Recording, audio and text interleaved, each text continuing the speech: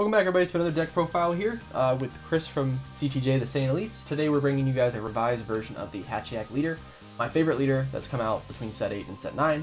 If you guys like this video, please like and subscribe. Let us know what you guys think down in the comments, and we'll see what deck profiles we can make for you guys in the future. So I'm not going to go over the leader. I went over it in the other deck profile. Just know that he is a very strong leader, and we changed up this deck a lot from the last video to make it very energy efficient. We took out a lot of the 1-drops, a lot of the small packages like the 4-star ball package, things like that, just to make this deck a little more energy efficient. So I'm going to kind of speed through this a little bit. 3 defenders. This card comes out for 1 energy if your leader is a black machine mutant. You pay the cost, burst 1, send this card to the drop, draw 1, fill up your drop area as quick as you possibly can, and because this is technically a 3-drop, this card can be recycled. We also run 3 of the Dr. Light G Departed Spirits. Very awesome card, very energy efficient, as I said. Never hardcast this card for 3. Always play this card from your drop area. So if you have it in your hand, combo with it, get it to your drop area, pay the 2 energy, bring this card back out on the field, and then when this card comes back out, you will end up milling 2 from the top of your deck to your drop area.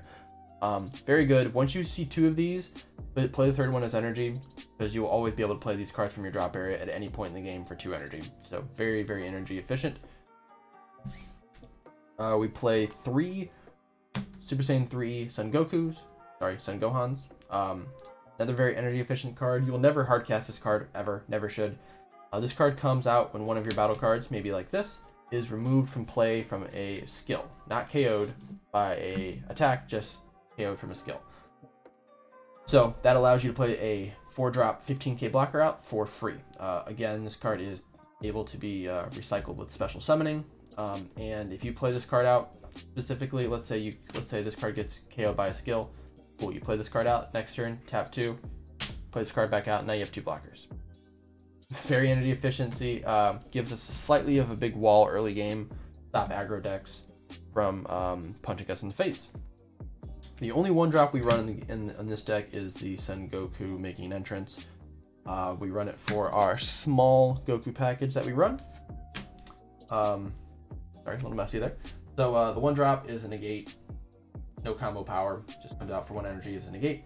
Deadly Defender, card saved me a ton. It's a 20k barrier. Once you swing, at the end of your turn, this card becomes a 15k, so it loses 5k, but your opponents have to kill this card. It's basically better than a blocker. They have to swing at this card. It has barriers, so they can't use abilities unless it has removing barrier. So they have to waste resources to kill this. Nice thing is you can use negates, you can use other things to power this card up so it doesn't die, make them waste more and more resources to try to get to your leader. And then we run 3 of the Saiyan Transcendence card from the Assault Saiyan's box. Probably the only one of those monocolor Saiyan cards that came out that's actually useful now. But this card, you want to evolve on top of this. Generally, I would never do this, but you evolve on top of this for 1 energy after turn 4, because you cannot have 3 or less energy to be able to play this card. So you have to have 4 energy. Play this card out. It's 25k, double strike, active main. You can choose 4 battle cards from your drop area or your warp, send them to your drop area. Help you fill back your drop area up, get cards back from your warp that you don't want to have in there, and then you can continue overwhelming late. The next card that we run is the Shenron Figure of Majesty. Run 2 of those. I took out most of the Shenrons that we ran in this deck just because I feel like this is just a better option.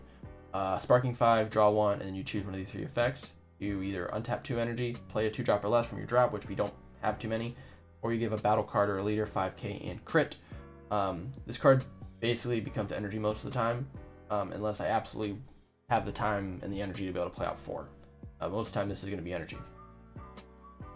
Super combos. We run 2 of the chunks for drawing power, and 2 of the bibbities for endgame.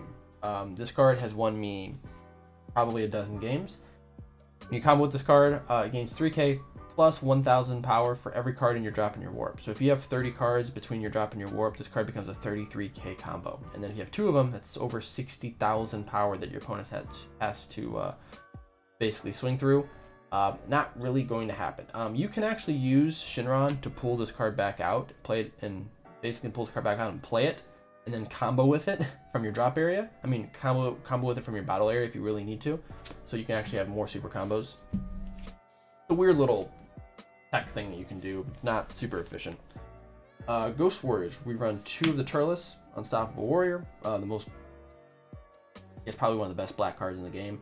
Comes out for 2. The active maintenance. If you have 2 battle cards in your drop that are between 3 and 7, you put them in the bottom of your deck. Play this card out for free. Has dual attack. When you swing, you can drop a card, and this card gains 5k. So it is a free 15k dual attack early game. Lots of pressure. You want to push your opponent to their awakening point, so they have to awaken, and most of the Surge leaders lose their drawing potential once they awaken. So you have a pretty good advantage over them, considering they don't draw when they attack.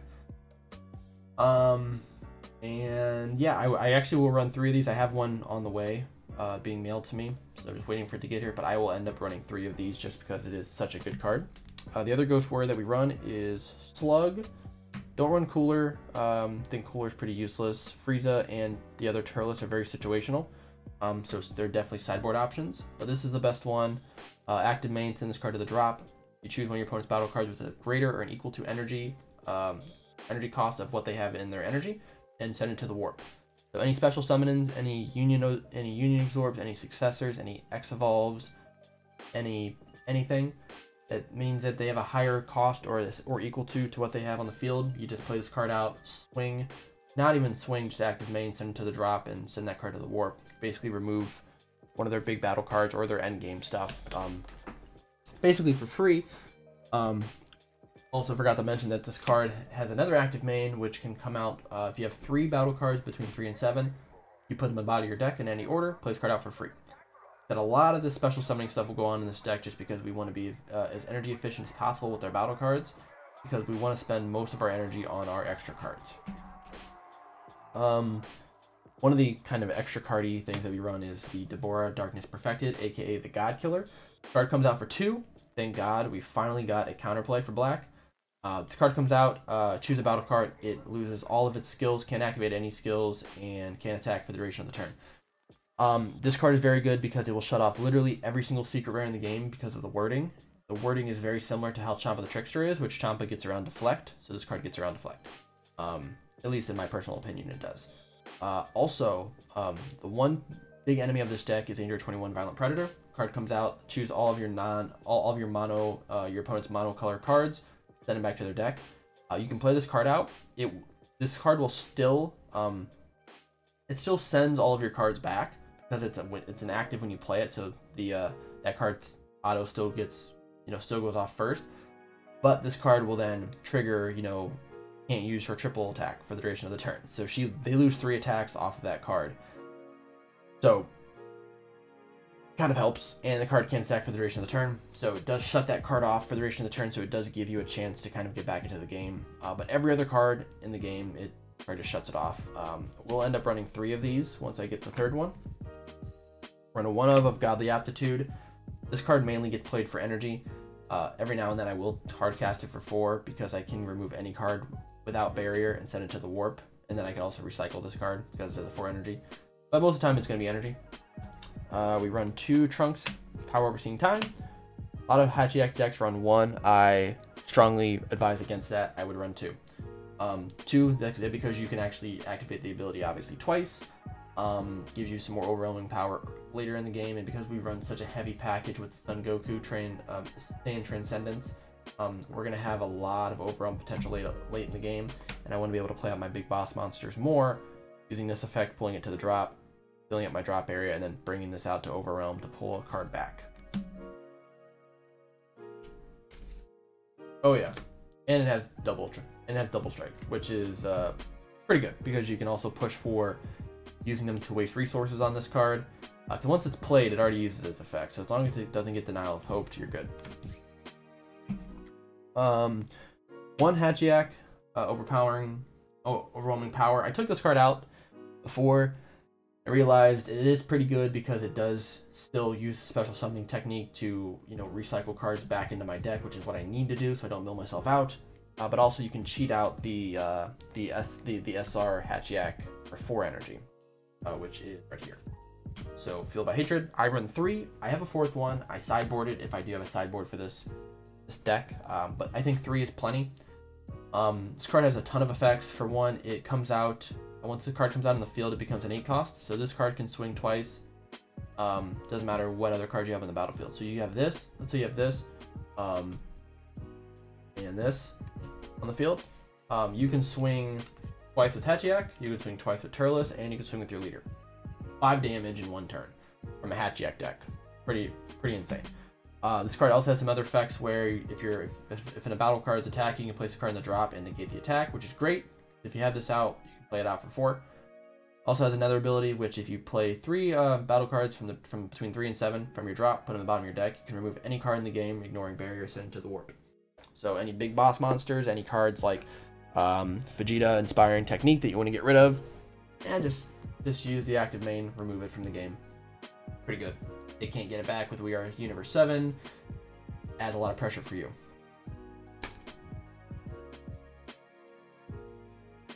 Now we get into the final boss monsters of the deck. We run 2 Bushido Magic in Mystery and the Secret Rare Demigra. I don't know which one has actually done more work for me. I've won games where I've played all 3 of these cards out before. A little insane, I know, but doesn't ever happen. But generally, I'm gonna play. I get to play both of these out. I run a second one of these just in case it gets removed from my hand or something happens to it. But this card's absolutely amazing. Dark Overrealm comes out, swings, triple strike. You get to see your opponent's hand and choose 4 battle cards from it and combo with it. What's funny is a lot of people I don't think know what Dark Overrealm does for some reason. Is like at the end of my turn, they'll waste some resources to stop this from attacking, and then next turn they go, okay, this card goes to the warp, and go, no, it has Dark Overrealm. Days, and they go, oh, well, I'm just gonna scoop then, because that's bullshit. But no, it's a really strong card. If you're playing this deck, you should buy this card. Fushida Mystery is just basically another secret rare, because when this card comes out, it negates and it basically disables all of your opponent's abilities. They can't use super combos, they can't use blocker, they can't use negates, they can't use extra, they can't use anything. They basically have to combo out with non-super combos when this card swings. Extremely strong, and it shuts off their stuff for their next turn as well. So basically for their attacking turn, they can't use any of those abilities anyways. The only leader card that is really annoying, because this card does not shut off leader abilities, is the Broly Search of Brutality, because he can just detach 1 card from underneath him and KO this. So that's kind of the only problem with the deck, but not a lot of people play Broly except for our teammate Thomas. So he's the only person that I really have to worry about. But if you get two swings out of Demigra, you're generally winning the game. I've pulled secret rares out and comboed with them. What's funny is there's certain cards in the game where if you combo with them, they're 10k 1-cost combos where you draw a card, you just get to draw a card.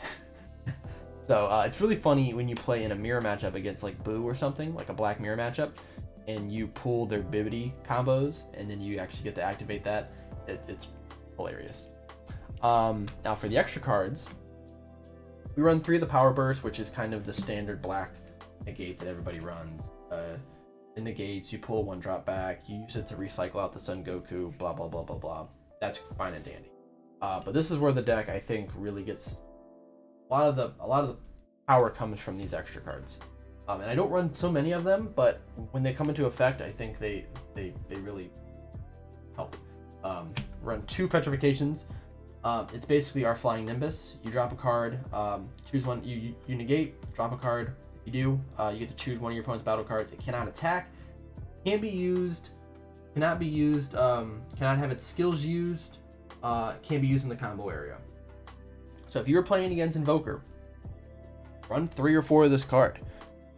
Once you negate an attack, you can choose that pesky little Inspiring Vegeta, move its abilities, can't use its abilities. So what that means is that it can't use Invoker. Invoker's gone. And can't activate Invoker. I believe it's what it says, because it doesn't say non-keyword skills, so it's any skills. So it can't use Invoker, and it's ignoring barrier. So it basically takes off barrier, deflect, which deflect wouldn't really matter at that point, and Invoker. So they can't pay 1 energy to use for the duration of their turn, and the rest of basically in my turn. So pretty nice. The other one we run is Majin Buu's Human Extinction Attack. We run 2 of these if we're pushing for game. You can choose, you can basically combo, you gain 15k. You mill 4 cards, which is can be good or bad, but you also pick one of your opponent's battle cards in the drop area, send it to the warp. So just another way of just removing stuff from the drop that they may have to special summon, or if you're playing against Cell, that they can play from the drop area. Then the other one is Demonic Absorption, which is my favorite one. For 3 energy, you can remove any card in the game, ignoring barrier, as long as it doesn't have an indestructible. So any other card outside of indestructible, doesn't matter, you can remove it for 3 energy. Goes right to the warp. So any secret rares that you maybe stopped from attacking the turn before, any giant 9 drops, 10 drops, big boy Jirens, doesn't matter what it is, you just pay 3 energy and remove it. I would run a 4th one of this if I had the room for it, because I think this card gives the deck so much reactive capabilities, because you can just take away any single card in the game. Absolutely amazing. But I think you should run a variant of these 3 extra cards in every Hatchiyack deck. You will see your win rate go up, because you have the ability to now react to a lot of things outside of just relying on negating with this card. So that is my Hatchiyack deck. Hopefully you guys enjoyed that. Let me know what you guys think of the deck down below. There will be a deck listing for this. You guys want to check out the cards in their entirety and their cost. Not too expensive, but hopefully you guys liked the video. Like and subscribe, please. Every like and subscribe helps out. Once we get to 100 subs, we'll probably do some form of giveaway or some sort of contest. We'll let you guys know once we start getting closer to that. But thank you guys for all the support. We'll see you guys in the next video.